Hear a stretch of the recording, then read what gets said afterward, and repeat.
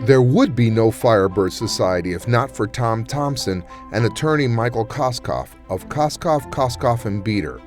As head of the U.S. Department of Labor's Recruitment and Training Program Center, Tom Thompson prepared Black and Hispanic candidates for the written fireman's exam. Tom recruited, gathered simulated fire exams from around the country, hired instructors, and conducted 4 months of pretesting. After a culturally biased fire exam in 1975, which was deemed not job-related, resulted in no minority applicants scoring high enough to have any chance to be appointed to the fire department, Mr. Thompson contacted Michael Koskoff, a well-known civil rights lawyer.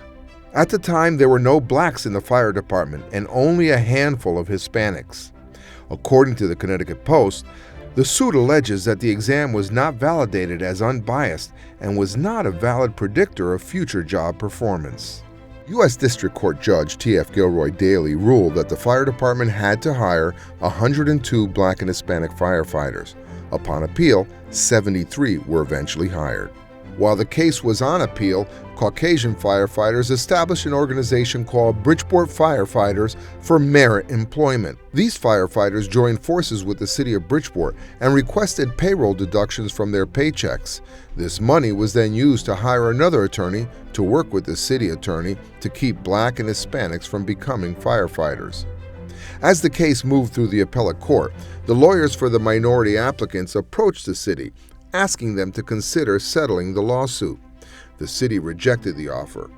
Ultimately, the U.S. Supreme Court declined the city of Bridgeport's appeal. Now, the city of Bridgeport was compelled under federal court order to hire Blacks and Hispanic firefighters.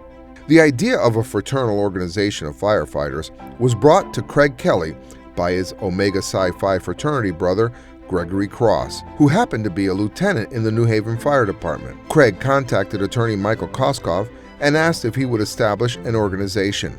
Koskoff agreed and provided stationery and stamps to send out notifications that an organization was being formed, and also provided a place to hold meetings. With the help from the New Haven Firebirds and the Phoenix Society of Hartford, as well as the Northeast region of the International Association of Black Professional Firefighters, the Bridgeport Firemen established their organization. Once established, the Firebirds began giving back to the community. One of the first major projects was installing 500 smoke detectors in homes in Bridgeport's East End. In addition, the Firebirds conducted several canned food drive programs with Turner's Faith Temple and Mount Airy Baptist Church, which had a food pantry to feed the poor. Through it all, the Firebirds continued to struggle from all forms of white supremacy and discrimination. Segregated black beds, hiding of firefighter equipment, and the verbal insults on the fire grounds and in the firehouse. Despite this, the Firebirds never lost sight of its purpose: recruiting, retention, promotion, and its commitment to make the community a better place. Each president and each member has taken the organization to a new level and continues to make its ancestors proud.